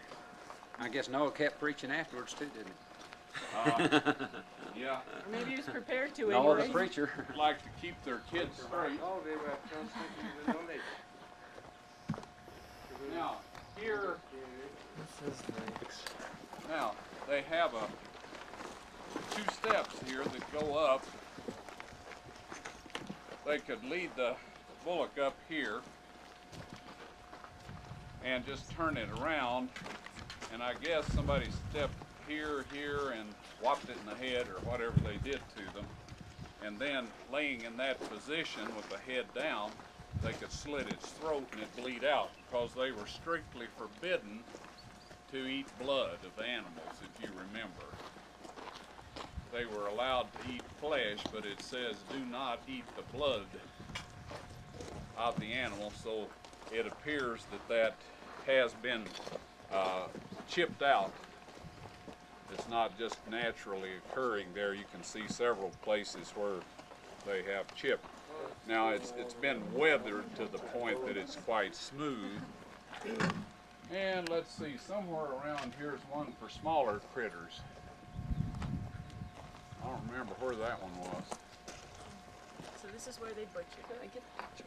This I would say.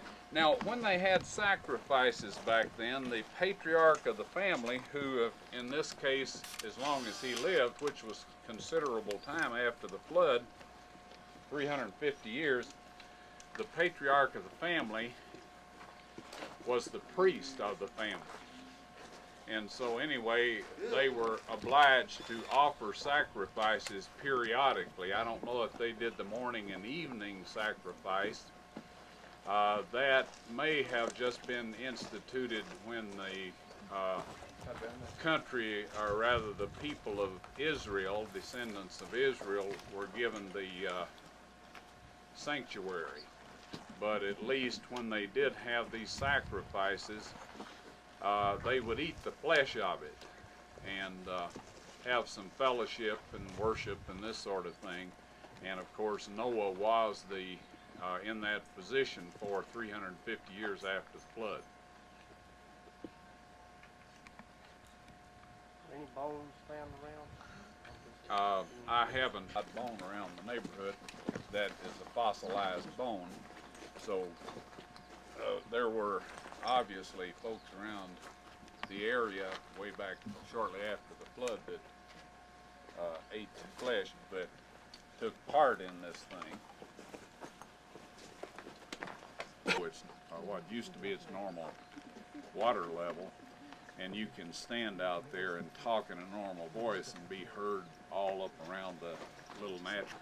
So the flood wasn't, although it was terribly destructive and would seem like it had no order at all, obviously God set up mountain patterns and land configurations that served to his purpose after the flood.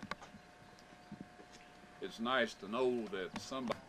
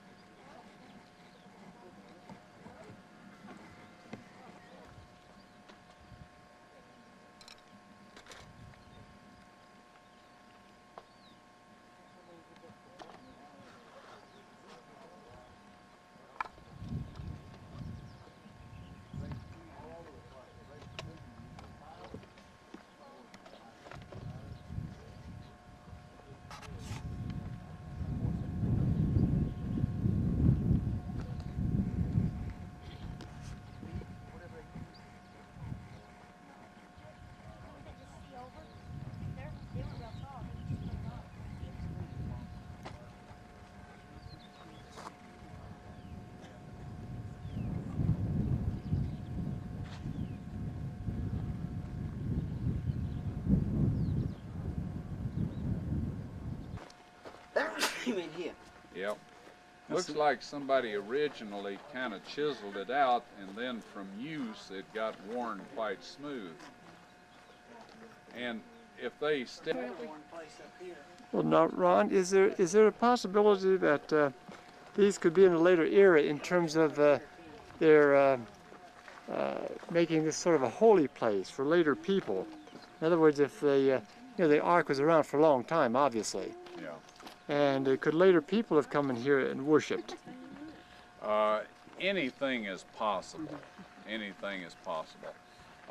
This natural amphitheater here, I would say that a knowledge of that probably got passed along.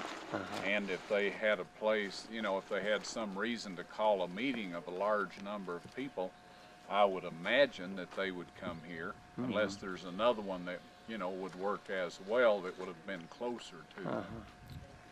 So I think that, that their probabilities are pretty good that this was kind of a revered place. Used for many years afterwards. Well, I don't know what use it would have been put to, but I would imagine people would want to come back and see it, the Ark, what was left of the Ark, and what all, this area here. Yeah. Well, what language is that? Turkey?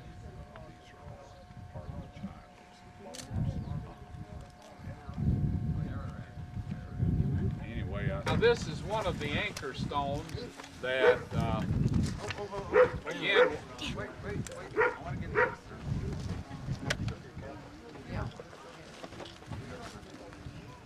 Wait. Tough on your famous. Okay. All right. This is another one of the anchor stones from Noah's Ark. I'll point out a few things to you here that once you notice them, shall we say, will tend to make good sense. This stone weighs several tons, and you'll notice the hole is affixed right near the top. A stone of this weight suspended with just that small portion of itself, when suspended in open air, would snap off. In water, there's a considerable amount of buoyancy, which would make this thing work in water, but not out in the open air. So that way we know that it was designed to be used in water. All right, now on here, originally there were 8 crosses, like on the other one you saw up there, except these are of a crusader style. You'll notice that some of this material has been knocked off and that there's some crosses in here. This tells us these crosses were added later. And some of the design right here, for example, this one's been added later. The original 8 crosses here are similar to the ones up there, except again, these are Crusader and not Byzantine like the other. But the most significant thing about this anchor stone to me is these symbols right here. This is Nimrod's symbol when he was alive. Now, if you remember in the Bible, he said that he would make a pathway to heaven. This is what the builders of the Tower of Babel said. And the cities that he built have these symbols on the bricks. He claimed that the ark was his doing, and that man was spared by his doing, in spite of God's intention to destroy all life on the planet. So this is the symbol of the ark below, and the symbol of his pathway to heaven. The vertical shaft on here, the horizontal shaft represents heaven. So this is Nimrod's promise, and there is probably some pretty good reason to believe that the Tower of Babel was a bit more than a pile of burnt brick and tar. However, we haven't found that yet, so I'm just saying God's response to what they were doing seemed a little bit inappropriate for just a ceramic tower. Now then, after Nimrod died, this was moved to the top, symbolizing that he had gone to heaven. And of course its name today is the Egyptian Ankh, A-N-K. But Osiris that was worshipped in Egypt is none other than Nimrod. And Isis was Semiramis, and Horus, of course, was Tammuz. And all through the pagan world, they worship these people, their ancestors. And so anyway, there's 3 of these symbols on here showing the relationship to Nimrod. There's one more, and with the sun in my eyes, I can't see it. Okay, thank you. Anyway, this stone received some damage, and judging from the smoothness of the damaged site, I would say it probably happened during the flood, and it, shall we say, got polished or up a little bit in the during the rest of the trip. But I wasn't there. There's some things that you can extrapolate by the appearance, but there's the possibility that a person could be wrong also. Anybody have any questions on this one? What year do you think that these symbols were put on? I mean, well, the Crusades were from about 900 AD until about 1200 AD, and so at that point in time. Now, why would they use Nimrod's symbol? Well, I don't believe they did. I believe that that was placed on there during Nimrod's lifetime to show that, see, he claimed that he did Noah's Ark. That was his thing. I see. And his symbol, when he was alive, being placed on here would, in my way of thinking, show that he at least believed that this came off of Noah's Ark. So then those inscriptions are ancient, and the others then are The others AD. Are not that ancient, yes. In 900 AD. Now, over in the graveyard back here is another very large copy of Nimrod's symbol. If you care to go over there and video that while we still have some sunshine. We have one more place to go after we get through in the village here, and that's what appears to be Petrified Bark, which we think might possibly be a part of the covering of the ark that Nimrod took off, because bark makes an excellent covering. It's no good for the bottom of a craft, but if it's placed on the top, it's very waterproof and does not absorb water, so it's choice material for that. Amateur.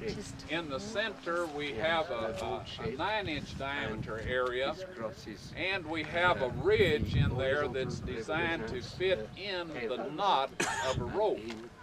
So if you pull the rope through, tied your knot in it, and pulled it back through and placed it just right to according to this groove that's in here, and you can get up on this and take a look if you want to. Then when the water swelled the cord up, it would fill this very snugly, and you would have no chafing. So it's quite an ingenious method of preventing your rope from wearing in two in the violence of the floods. It's amazing. Well, Ron, I assume that these stones then were all tied onto the ark before it even began to rain, right? That's the way I would have done it. Yeah. Yeah. And so it. As the water lifted the ark, they just lifted with it. That would have been the sensible way to do it. There would be no reason to laboriously put them on the boat and then throw them over later. Yeah. Good observation. What you stated too about the top breaking if it was held up in the air, right, proves that it had to be released while the boat was afloat. That's right. Yeah. Yep. Thank you. Another good observation. Ron, the writing on there.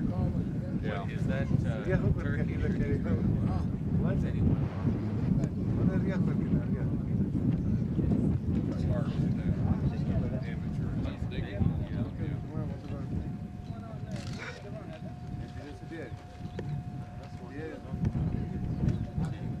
hat sich ja noch nicht neu.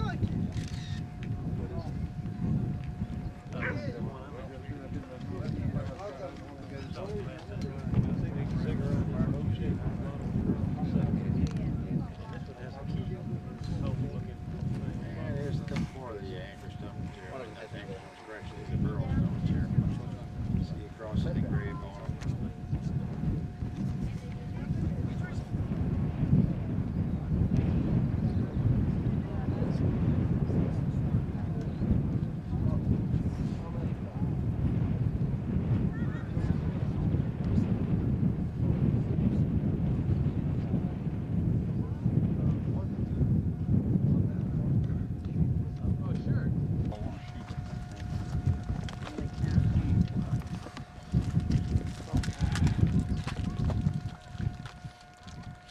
Hole over there.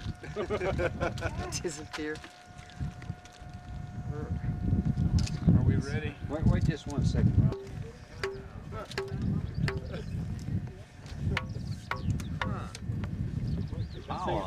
Somebody was good with whatever's play a tune on here. This appears to be bark, okay, from an evergreen type tree. That's what it appears to be. Now this one has 8 crosses on it, but due to the type of material it is, it's quite difficult to see them. This is the large cross here and comes across this way, and here's a cross right here,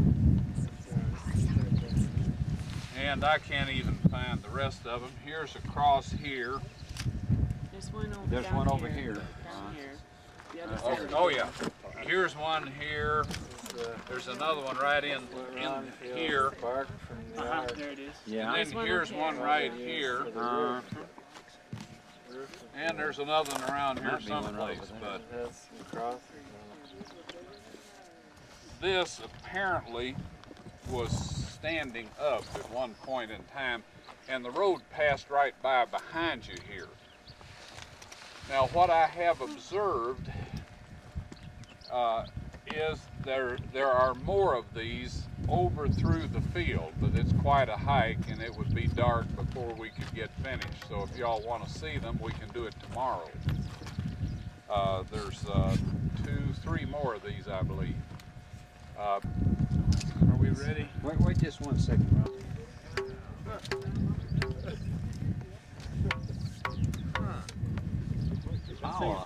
Somebody was good with whatever's play a tune on here. This appears to be bark, okay, from an evergreen type tree. That's what it appears to be. Now this one has 8 crosses on it, but due to the type of material it is, it's quite difficult to see them. This is the large cross here and comes across this way, and here's a cross right here, and I can't even find the rest of them. Here's a cross here. There's one over here. Down here. The other side. Oh yeah. Here's one here. There's another one right in here. There it is. Yeah. And then here's one right here. And there's another one around here someplace. But this apparently was standing up at one point in time, and the road passed right by behind you here. Now what I have observed is there are more of these over through the field, but it's quite a hike and it would be dark before we could get finished. So if y'all want to see them, we can do it tomorrow. There's 2, 3 more of these, I believe, back through there. But it looks as though one of these was set up at each roadway going into this village with the 8 crosses. And that is how come it was referred to as the village of the Eight. That's how it was identified, by these 8 crosses on each of the roads coming into the village. Well, is that what that village is still called, the village of the No. Eight? Or? They have changed the name to allude to this artesian spring that's back here. Yeah. Since the earlier inhabitants left the area, the name was changed. Are the other pieces this big that are over there? Well, they vary in size. They're not all this big, but they do have the 8 crosses on them. Yeah, you need a rock. It doesn't work with your hands.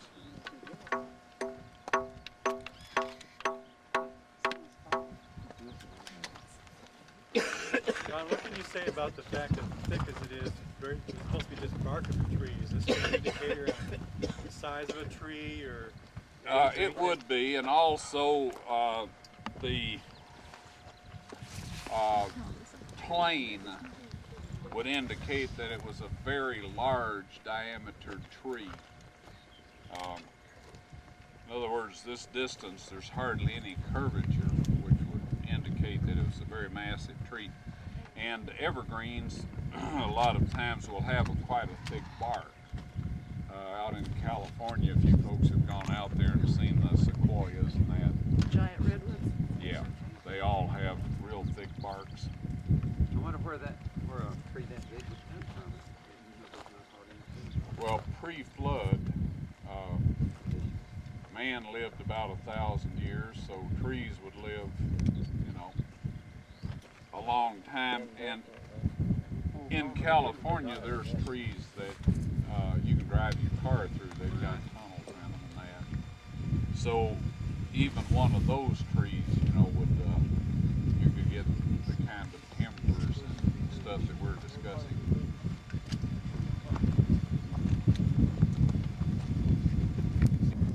And since the Ark, in every other way that we have been able to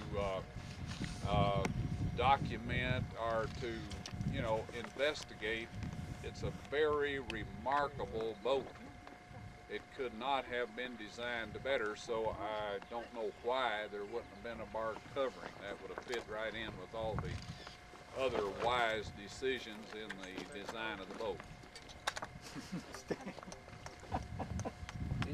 You notice my stumbling over here, right? This looks like a... Over here? Say what? Well, if that is petrified wood, and there aren't any other trees around here, most logical place to come from would be here. It'd be about the only place they could come. And the rest of these over two here are petrified wood too, rather than being the stone that the anchor stones are made of. Can this be tested to see whether it's petrified? They do not think in creationist terms. Yeah. They would not for 1 second consider that this could be a part of Noah's Ark. See, that would not be one of the possibilities that they would consider. Well, you wouldn't even need to tell them that, though. You could just, ask them, is this petrified wood? Or not? Can they know, though? I doubt seriously that they could. Sure. See, pre-flood wood was different. It had no growth rings, and so they would not identify it as wood. It's just that simple. Now this they might identify as bark. I don't know. If somebody wants to try hollow really lends support. It would decay maybe some on the inside, maybe. And